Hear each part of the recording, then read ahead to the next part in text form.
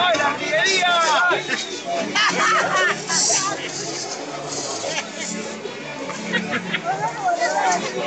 ¡Chaco!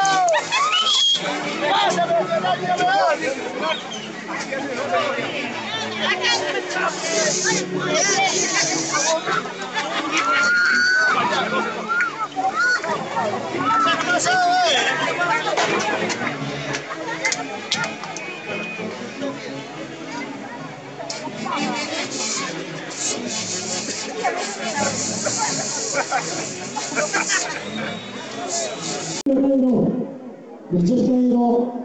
Rocío Romero,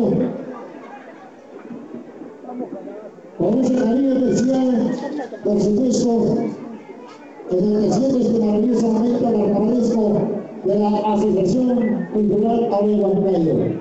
Señoras y señores, vamos a recepcionar ese maravilloso cariño de nuestro gran amigo Michelito Reiro y Rocío Romero. Desde la tierra linda de Pucarán, siempre también con ese anhelo de fortalecer nuestra fiesta carnavalesca, de compartir y confraternizar con toda la gente linda que el día de hoy enaltece este momento especial.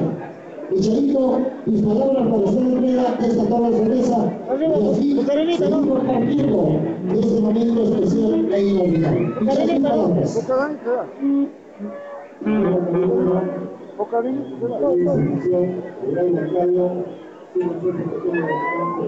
No.